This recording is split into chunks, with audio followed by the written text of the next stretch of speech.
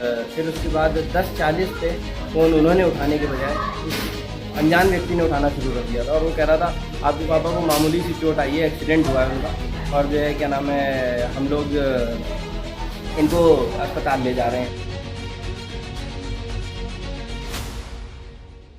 मैं वहाँ पर पहुँचा तो मैं दौड़ के सीधे मैंने शटर खुलवाया और मैं अंदर गया तो मेरे पापा के पूरे मुँह पे टेप बना हुआ था। बताइए, लूटपाट करनी थी तो इतनी बुरी तरीके मारने की क्या जरूरत थी? थोड़ा बहुत चाकू अगर मार दिया था, ब्लीडिंग रुक जाती है इंसान की, बच जाते हैं लोग। आपने सफोकेट करने के लिए उनका पूरा मुंह बंद कर दिया। सर जैसे लगता है कि मतलब ब्रूटैलिटी की भी हद होती है। इंसान में ये ऐसे लोगों को सर फांसी मिलनी चाहिए। ऐसे बेतुके और ऐसे बर्बर लोगों को जो है क्या नाम है फांसी के अलावा और कुछ मिलना ही नहीं चाहिए। ऐसे 40-50 हज़ार रुपये के लिए कोई किसी की हत्या करता है क्या? और वो भी इतनी निर्मम तरीके से।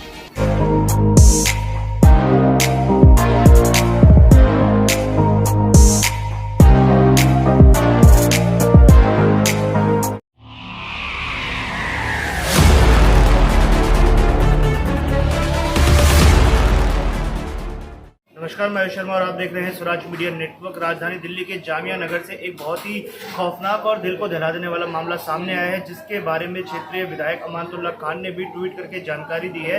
आपको बता दें कि एक 61 वर्षीय बुजुर्ग की उनकी ही दुकान में निर्मम तरीके से हत्या कर दी जाती है। क्या कुछ इसके पीछे का कारण था? उनके बेटे हमारे साथ मौजूद है। सर क्या नाम है आपका? सर मेरा नाम शारिक इस्लाम है।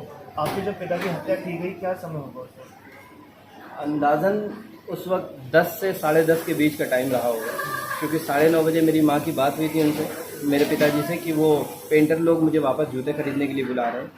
और फिर उसके बाद 10:40 पे फ़ोन उन्होंने उठाने के बजाय उस अनजान व्यक्ति ने उठाना शुरू कर दिया था और वो कह रहा था आपके पापा को मामूली सी चोट आई है, एक्सीडेंट हुआ है उनका और जो है क्या नाम है हम लोग इनको अस्पताल ले जा रहे हैं। पहले कह रहा था घर लेके आ रहे हैं, फिर जब मैंने कॉल किया तो कह रहा है कि इनको सफदरजंग हॉस्पिटल ले जा रहे हैं।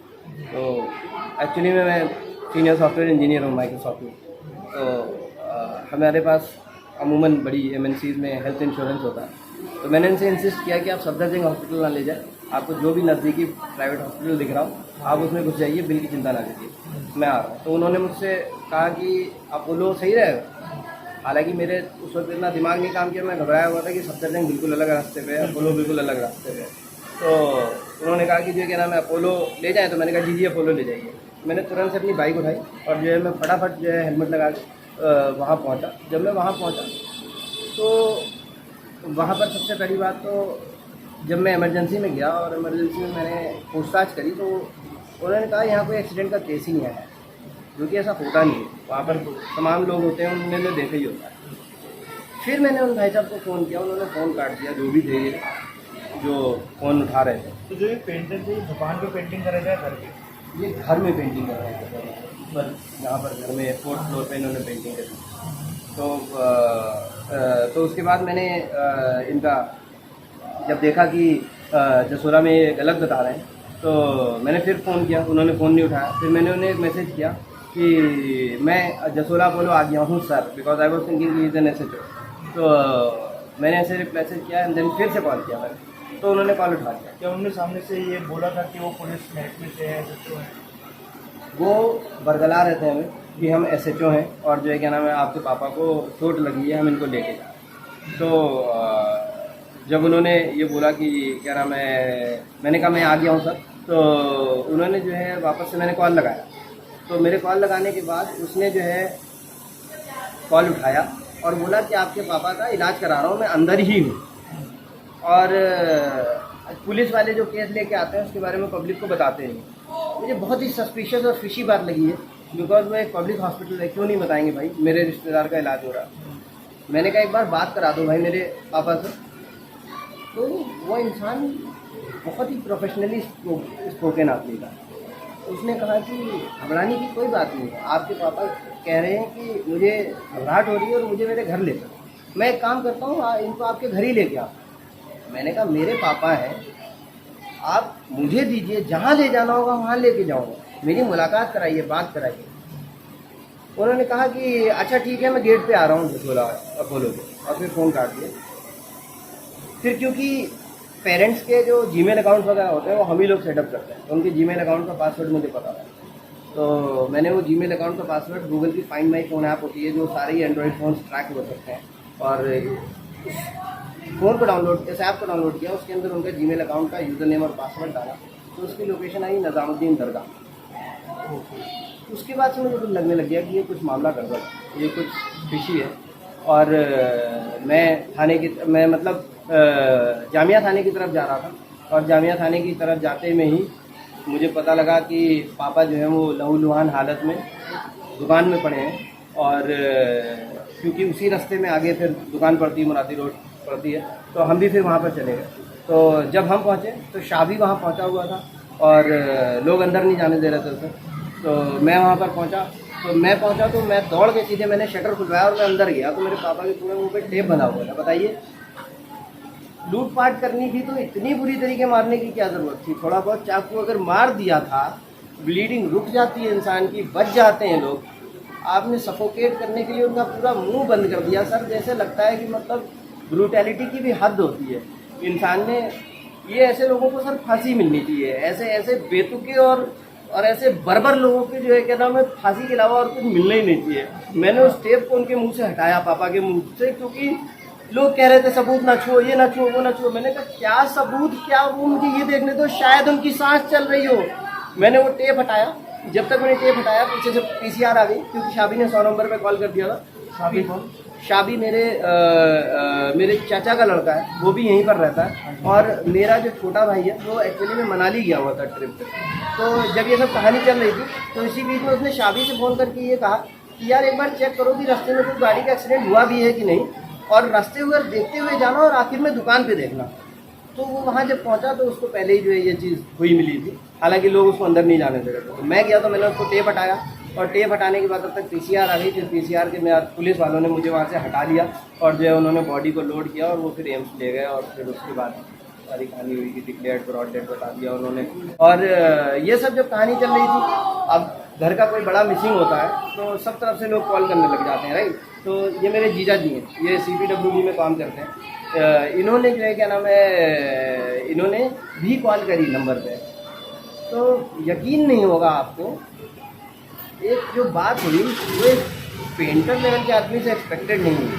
मतलब मैं किसी को स्टीरियोटाइप नहीं कर रहा हूँ, but that's the fact in the society that we live in, that some people are spoken either way. ऐसी क्या बात हुई So, जिसने उन्होंने इनसे कहा कि मैं SHO बोल रहा हूँ, और जो दिल्ली पुलिस का मोटो है शांति सेवा, हाँ, शांति सेवा न्याय, उसने वो बात बोली, और आप मुझे सेवा नहीं करने दे रहे हैं, आप लोग बार बार कॉल कर रहे हैं, मैं इसकी सेवा कैसे करूँगा इस मरीज़ की। तो जिस बात से काफ़ी कन्विंस हो गए कि ये SHO ही है, मतलब इतना हाईली कन्विंसिंग बात कर रहा है वो। बट मेरे पास और भी एविडेंसेस थे ना कि लोकेशन तुम्हारी निज़ामुद्दीन दिखा रहा है, मैं जसोला में खड़ा हूँ, तुम कह रहे हो कि अंदर इलाज हो रहा है, कोई इलाज नहीं हो रहा है। इस वजह से जब ये मुझे बार बार कह रहे थे कि आ रहे हैं पापा को लेके, वो मुझे बिल्कुल यकीन नहीं हो रहा था, बिकॉज जो है क्या नाम है, गलत सारा कुछ मिसमैच हो रहा है। तो जो वो पेंटर थे, क्या वो वाकई में पेंटर थे या कोई साजिश थे घर में दाखिल हुए के रखे? ऐसा कहा नहीं जा सकता, क्योंकि मुझे पापा को जिस तरीके से वो पेंटर्स मिले थे वो तो एक बहुत ही कोइंसिडेंटल बात थी। कोइंसिडेंटल बात इसलिए थी क्योंकि वो दुकान में काम कर रहे थे, और उन्होंने बताया कि मेरी दुकान के आसपास कहीं काम चल रहा था, वहाँ पर ये पेंटर काम कर रहे थे। मैंने इनसे बात करी कि मेरे घर पे काम करोगे, मेरे घर में ये प्रॉब्लम आ रही है, सीलन की प्रॉब्लम आ रही है, इसको फिक्स करोगे। तो वो पापा जो है उन लोगों को यहाँ लेके आए, दिखाया, और जो है क्या नाम है, दिखाने के बाद फिर जो है उनसे काम वाम कराया। हाँ, मेरे पापा की एक आदत थी, वो छोटे स्मॉल टाउन को बिलोंग करते थे, तो हम लोग जैसे बहुत ज़्यादा मिंगल नहीं करते हैं किसी से, unless and until we have a really strong reason to mingle with them, right. So उनकी आदत ये थी कि वो बेसिकली थोड़ा सा एक रिलेशनशिप बना लेते थे। तो उससे बता दिया होगा कि मैं जूते बेचता हूँ, मैं ये करता हूँ, मेरी शॉप है मेरादी रोड पर। तो इसी वजह से उसने जूते खरीदने के बहाने से उनको उनकी शॉप को बुलाया। पता नहीं क्या रीज़न था भाई, what the hell he wanted, क्या चाहिए था उसको। पैसे 40-50 हज़ार रुपये के लिए कोई किसी की हत्या करता है क्या, और वो भी इतनी निर्मम तरीके से। तो ऐसे दोनों आरोपियों के लिए जिन्होंने इतनी बर्बर हत्या की, किस सजा की मांग करते हैं? मैं इनके लिए फांसी की मांग करता हूँ, क्योंकि मेरे हिसाब से तो ये रेयरेस्ट ऑफ रेयर केस ही है। अब पुलिस भले ही अपनी रेयरेस्ट ऑफ रेयर की या जुडिशरी कुछ भी डेफिनेशन बनाता हो, मेरे लिए रेयरेस्ट ऑफ रेयर है, बिकॉज मैंने अपने घर खानदान में किसी का मर्डर होते नहीं देखा, and murder that too with such brutality that it was like they aimed to kill. They did not aim to disarm him. They aimed to kill him. Suffocating someone and then stabbing them in the neck does not make any sense unless and until you want to kill them.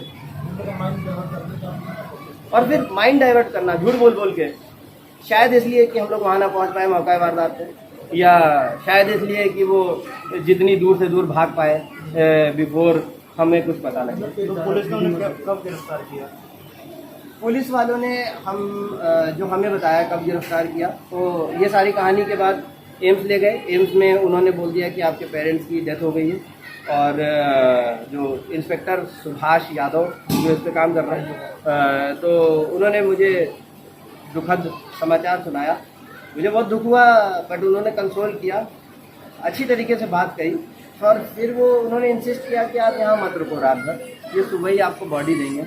हालांकि मेरा मन नहीं कर रहा था, और मतलब आपके बाप को भले ही वो डेड बॉडी हो, गले में रस्सी बंधी अच्छी लगेगी आपको? मैंने बोला यार इस रस्सी को हटा दो भाई, कर लेना पोस्टमार्टम। हालांकि उन्होंने कहा कि एविडेंसेस होते हैं, रीज़न होते हैं, प्रोटोकॉल होता है, रस्सी नहीं हटाई जा सकती।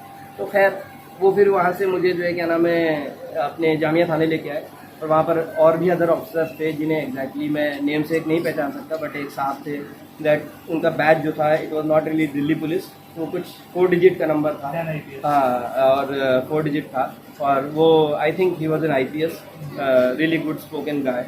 एंड फिर रात भर उन्होंने ये सब किया, मुझे वहाँ बैठा के रखा एंड बोला कि आपके बंदे पकड़ लिए गए, और उनको हमने मोबाइल ट्रेसिंग से पकड़ा है। हमने ये निकाल लिया है कि आपके पापा पे जिस नंबर से लास्ट कॉल आया था वो कॉल भी वहीं पर एक्टिव है, और आपके एक्चुअली में वो बार बार हमें फ़ोन कर रहा था ना, मतलब हम जब फ़ोन कर रहे थे तो रैंडमली फ़ोन उठा भी रहा था, वो कभी उठा रहा था, कभी नहीं, कभी ऑन था, कभी ऑफ था। तो मेरे पापा के नंबर की लोकेशन भी वहीं कहीं आ रही थी, तो उन्होंने बोला पहाड़गंज के किसी होटल से उसको उठा के जामिया थाने लेके आ रहा है, तो जामिया थाने लेके आए। उसके बाद से मैंने प्रेस नोट देखा उनका, हालांकि this 40,000 thing does not make any sense to me as a motive, but I don't know about the whole India क्या कहानी चल रही है, क्या लोग इतने भी भुखमरे हैं कि 40-40 हज़ार रुपये के लिए लोगों को इतने ब्रूटली मार रहे हैं। I really don't know about that. तो मृतक के बेटे से हमने बात की, उन्होंने बताया कि किस प्रकार से बर्बरता से उनके पिता की हत्या की गई थी। ना ही उनके सिर्फ चाकू मारे गए बल्कि टेप से उनके पूरे मुंह को ढक दिया गया। उसके बाद एक कालीन डालकर खून को भी छुपाने की कोशिश की गई ताकि बाहर के और आसपास के लोगों को ये पता ना चल सके कि उनकी हत्या की गई है और उनके शव को दुकान में छोड़ दिया गया है। और इसके पीछे का जो कारण बताया जा रहा है वो ये है कि पेटीएम से कुछ पैसे चुराना चाहते थे दोनों आरोपी। उन्होंने UPI पिन डालते हुए उन्हें देख लिया था और शायद उनका अकाउंट बैलेंस उनकी नज़रों में आ गया था, जिसके चलते उन्होंने इस पूरी वारदात को अंजाम देने के लिए एक प्लानिंग बनाई। रात को दुकान खुलवाकर उनसे जूते खरीदने चाहे और उसी वक्त उनकी हत्या कर दी और परिवार को SHO बनकर गुमराह करने की भी कोशिश की। फिलहाल दोनों को गिरफ्तार कर लिया गया है और आगे कार्रवाई भी पुलिस के द्वारा की जा रही है। परिवार की यहाँ पर यही मांग सामने आई है कि दोनों आरोपियों को सख्त से सख्त सजा दी जाए और वो लोग ऐसे लोग कभी भी जेल से बाहर ना आ पाए जो महज कुछ रुपयों के लिए एक व्यक्ति की इस प्रकार से निर्मम हत्या कर देते हैं। साथ ही हमारी गुजारिश ये भी है कि जब भी आप कोई भी ऑनलाइन ऐप चलाए जिससे आपका अकाउंट बैलेंस दिख रहा हो तो ये बात का बिल्कुल ध्यान रखें कि आपका UPI पिन कभी किसी और की नज़रों में ना आए और जो भी आपका अकाउंट बैलेंस है वो कभी भी किसी ऐसे अनजान व्यक्ति के साथ साझा ना करें। इस पूरे घटनाक्रम के बारे में जो भी आपके विचार है वो आप हमें कमेंट बॉक्स के माध्यम से ज़रूर बताएं। कैमरा पर्सन ज्ञानेंद्र के साथ मैं आयुष शर्मा और आप देख रहे थे स्वराज मीडिया नेटवर्क।